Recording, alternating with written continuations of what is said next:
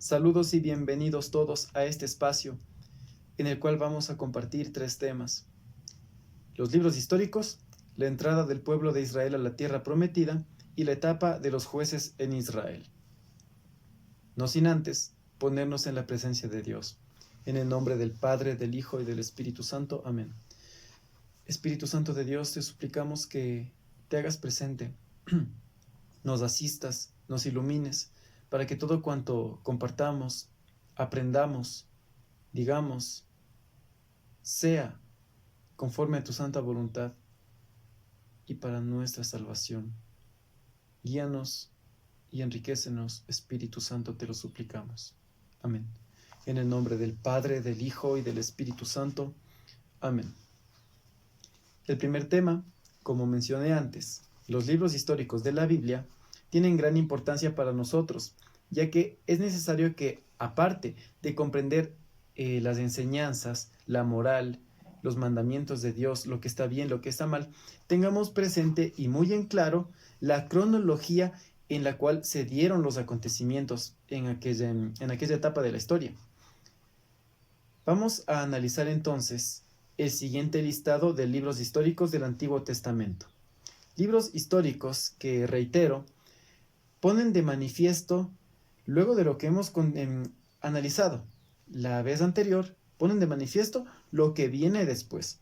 En resumen, la forma en la cual se va consolidando el pueblo de Israel luego de su llegada a la tierra prometida. Y esos libros son Josué, Jueces, Ruth, Primera y Segunda de Samuel, Primera y Segunda de Reyes, Primera y Segunda de Crónicas, Esdras, Nehemías, Tobías, Judith, Esther y Primera y Segunda de Macabeos. En esos libros encontraremos datos históricos muy interesantes, la cronología en la cual se dieron las cosas. Reitero, esos libros, según el orden en que acabo de leer, no están tal cual como los he leído. Algunos sí, pero no todos, porque de pronto vamos a toparnos con que el libro Primera y Segunda de Macabeos estará quizás en alguna versión de la Biblia más adelante, otro estará quizás más atrás. Pero nosotros al momento de leer nos vamos a dar cuenta de qué forma se van dando los acontecimientos. Y no es complicado. ¿De qué manera podemos darnos cuenta? Pues relacionando acontecimientos, relacionando personajes, porque como dije antes, hay ciertas versiones de la Biblia cuya traducción acomoda un libro más atrás del otro. Un ejemplo es que el libro de los Salmos, por ejemplo, que no entra en este grupo, pero vale la pena nombrarlo. El libro de los Salmos, en ciertas versiones de la Biblia, o en la mayoría de Biblias que tenemos, por ejemplo, la latinoamericana, esa la Biblia rojita que la mayoría de gente tiene el libro de los Salmos casi al final del Antiguo Testamento, pero en cambio otras versiones de la Biblia, tenemos la Biblia de América o la misma Biblia de Jerusalén, tiene el libro de los Salmos un poquito más atrás. Entonces, son otras cuestiones. Por eso, reitero, si de pronto nos encontramos con eso, no es de asustarnos ni de preocuparnos, porque entre mí yo diría, ¿y ahora me voy a confundir o qué voy a hacer? Así que eso tengámoslo muy en claro. Dicho esto, vamos entonces a recapitular para entrar ya en el siguiente tema, que es la entrada del pueblo de Israel a la tierra prometida. Recapitulando, que habíamos compartido la vez anterior, cómo Dios a través de Moisés liberó al pueblo que vivía bajo la opresión del país egipcio. Salidos de Egipto, cruzaron el Mar Rojo por la misericordia de Dios, la ayuda de Dios que dividió las aguas en dos.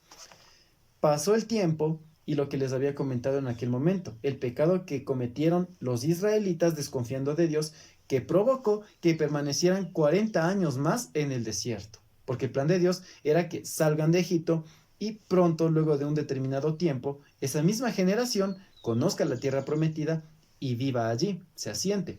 Pero por ese pecado permanecieron 40 años en el desierto.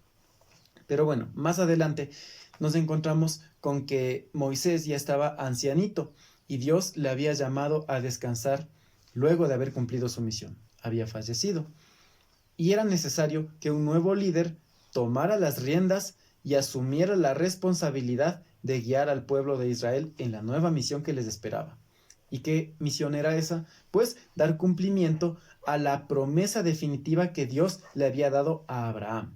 o mejor dicho, parte de la promesa, porque es un largo caminar, como podemos ver en los libros históricos que mencioné antes. Pero bien, vamos a retomar entonces ese punto de la promesa de Dios al padre de la fe, Abraham. Dios que le había dicho, te daré esta tierra en posesión, a ti y tu descendencia. Descendencia que será tan grande, tan numerosa como las estrellas del cielo y como las arenas del mar. Entonces, ¿qué pasó? Vamos a ir un poquito más en el pasado. Recordaremos que había azotado una gran hambruna a la familia de Jacob y también al pueblo egipcio, por lo cual José había ido allá y todo lo que viene después de la historia, como recordaremos. Lo cual provocó que la familia de Jacob deje su tierra y se asentara en Egipto. Y cuando esa familia se multiplicó a tal punto de convertirse en un pueblo, ellos ya no estaban en su tierra, sino estaban en Egipto, lejos de su territorio. Entonces, ¿qué ocurrió? En aquel lapso de tiempo, 400 años de esclavitud en Egipto, esos pueblos vecinos llegaron a la tierra dada por Dios a Abraham y la ocuparon por muchísimo tiempo. Y como era de esperarse, construyeron ciudades, murallas, un pueblo más distinto que el otro. Tenemos a asirios, fenicios, tenemos también a otros pueblos como los filisteos y así. Pero eran muy diversos entre sí. Más, había algo que tenían en común y era una palabrita que empieza con I, idolatría. La idolatría era el común denominador de todos aquellos pueblos. Pues bien, a eso se tenía que enfrentar el pueblo de Israel. Pueblos que estaban bien preparados en lo que respecta al ejército, murallas y sobre todo tenían esa mala y pésima costumbre de adorar dioses falsos, dioses con D minúscula, que no existen. Cualquier pedacito de metal que le daban forma y decían que era un dios. Un pecado muy terrible contra el Señor. Pues bien, ahora sí, retomando lo que comentaba antes, Josué, cuando asumió el liderazgo del pueblo de Israel, tenía que enfrentarse a todas esas realidades. Y quizás alguien alguna vez les habrá dicho, o ustedes mismos quizás habrán pensado, de que en la Biblia nos habla de que Dios guió al pueblo para que invadiera, para que saqueara, para que matara. Es que Dios es malo, Dios es un Dios despiadado. Así dirían muchas personas. Pero eso dicen porque no han leído a conciencia y a profundidad lo que está en la Biblia. ¿Y qué encontramos ahí? De que, en primera instancia, ese territorio no era ajeno para los israelitas. No es que los israelitas eran unos despiadados que iban a invadir lo que no era suyo, sino todo lo contrario, a recuperar lo que Dios legítimamente ya les había otorgado hace muchísimo tiempo a través de Abraham. Recuperar la herencia dada por Dios, hacer lo justo. Pero obviamente, como esos pueblos, primero, al ser paganos, al ser pueblos paganos, al no creer en Dios, ellos no tenían muy en claro, o mejor dicho, no ponían en práctica las normativas que Dios dio al pueblo de Israel, como por ejemplo, no hacer cosas de manera despiadada. Recordemos que muchos de esos pueblos paganos, al ser idólatras, hacían sacrificios humanos, asesinaban bebés, asesinaban personas, creyendo que con eso agradaban a sus ídolos. En pocas palabras, era un pueblo que hacía las cosas a sangre fría, y no solo un pueblo, sino muchos otros pueblos más. Entonces, el pueblo de Israel tenía que prepararse para la batalla, liderados por Josué. Y no solo por Josué, sino por Dios, que los guió para enfrentar a todas esas terribles y duras realidades. Más adelante encontraremos una serie de prodigios que Dios había permitido que se den en el pueblo.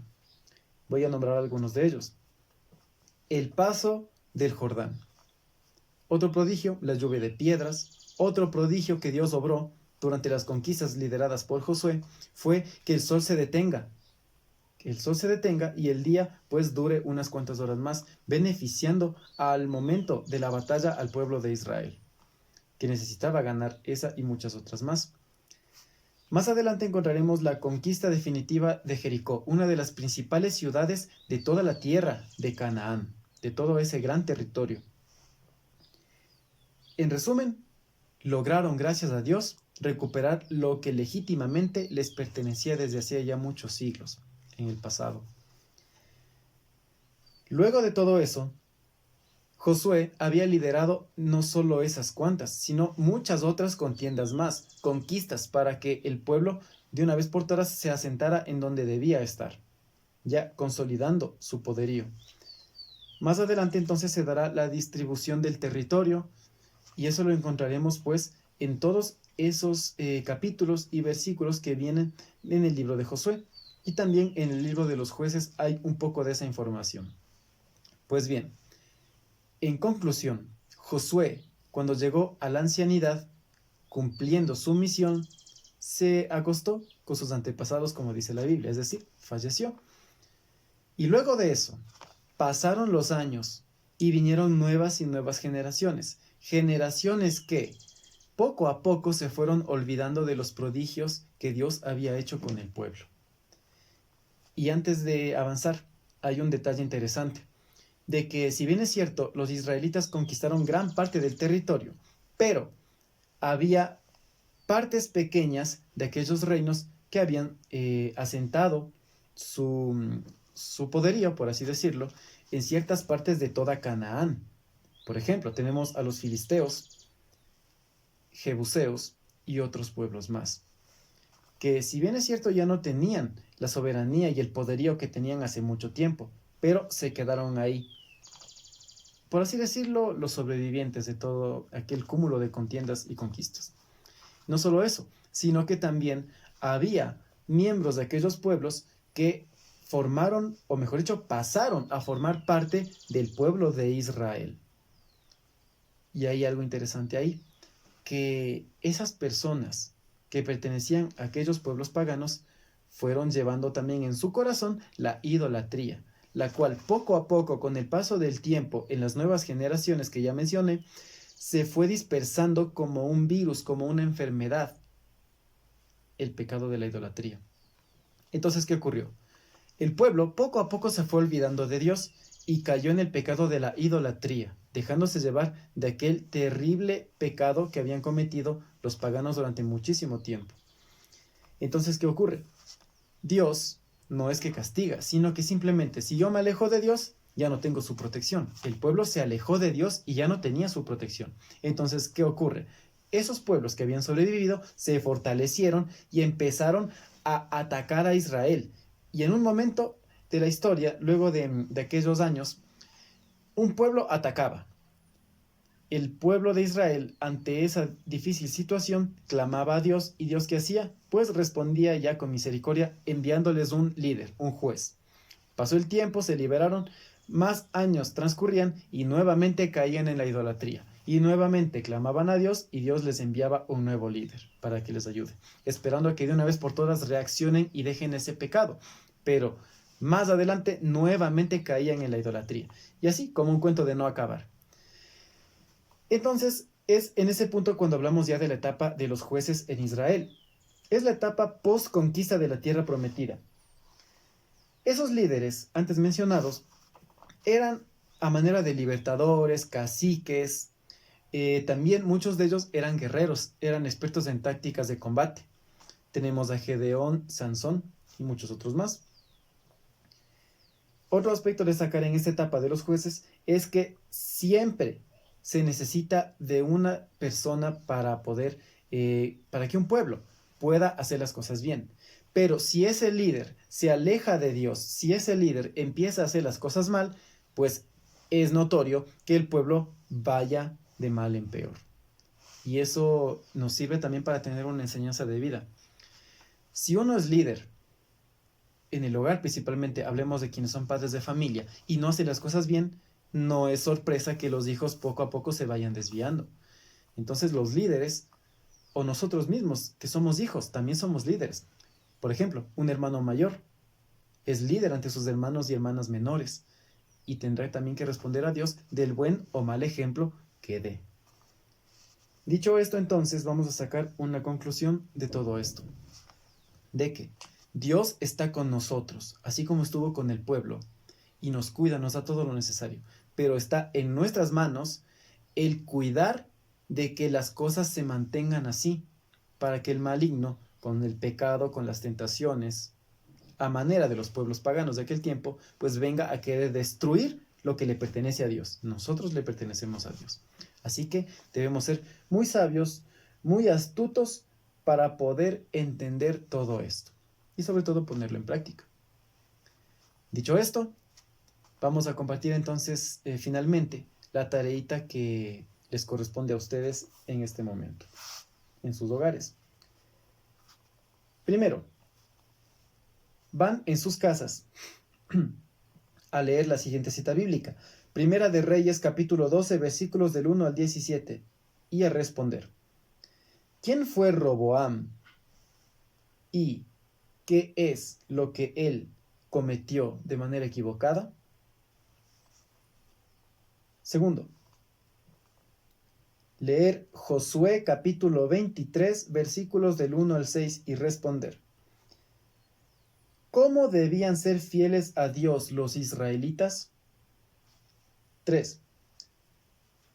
¿Qué ocurre si el pueblo no es fiel a la alianza del versículo 16 de la anterior cita bíblica? Un pequeño paréntesis aquí. Más claro, para que no haya confusiones y de pronto al leer el texto haya cierto tipo de dudas. ¿Qué es lo que ocurre cuando una persona, sea del pueblo de Israel o ustedes mismos, nosotros mismos, no somos fieles a Dios? ¿Qué es lo que ocurre principalmente? En nuestras propias palabras vamos a responder eso. Siguiente.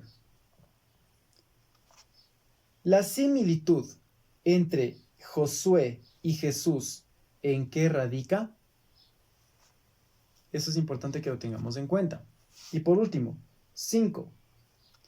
Resumir la vocación de Gedeón, de la cita bíblica Jueces capítulo 6, versículos 11 al 16, con tus propias palabras. Bien, dicho esto, me gustaría agregar algo más. Como anécdota de vida, yo creí conveniente poner la cuarta preguntita porque una vez escuché algo y les voy a compartir. Resulta que hace muchos años estábamos con unos hermanos y hermanas en la iglesia haciendo varias actividades en un retiro, ya me acordé bien. Y una señora había compartido algo que nos dejó muy pensativos y decía así, que Jesús es la reencarnación de Josué. Y eso es algo terriblemente absurdo, porque esa es una creencia de los hindúes que es totalmente falsa, sin sentido. En resumen, ¿qué decía la señora? De que ella vio en un documental, me parece que era, o escuchó, de que, digamos, Josué murió y pasaron los años y reencarnó en Jesús. Entonces, eso está fuera de contexto. ¿Y qué pasa? Resulta que esa señora había visto un documental, según parece, de la BBC o esos canales de otros países que son primero ateos, desprestigian a la iglesia y calumnian de todas maneras. Entonces ella se había dejado llevar por eso. Y ella no se había dado cuenta de lo que enseña la teología de manera correcta. Y es lo siguiente, de que la similitud entre Josué y Jesús no es que es reencarnación uno del otro, porque Jesús es una persona totalmente diferente y Josué es otra persona totalmente distinta a Jesús. Jesús, hijo de Dios, es Dios. Entonces, ¿cuál es la relación, la similitud que puse en la pregunta 4 para que anoten y no se les olvide? Es como que les ayudo ahorita. La similitud está en que la palabra Josué y la palabra Jesús, etimológicamente hablando, significan lo mismo, es decir, la presencia de Dios en ellos. A eso se refiere, de que Dios está cerca de él, mas no de que el uno es reencarnación del otro, como muchos canales multinacionales de otros países que son ateos, reitero, buscan como calumnia para desprestigiar a la iglesia. Bien, he querido agregar esto porque ustedes con el paso de los años en su formación teológica se encontrarán con esta y muchas otras calumnias que inventan contra la iglesia, inventan contra las cosas de Dios. Bien, dicho esto, pues de mi parte, un afectuoso saludo para ustedes, para sus familias. Sigámonos cuidando, mantengámonos en el hogar y que Dios nos bendiga. Que todo esto pues sirva para crecer como hijos de Dios. Y nos vamos, imploremos la bendición de Dios.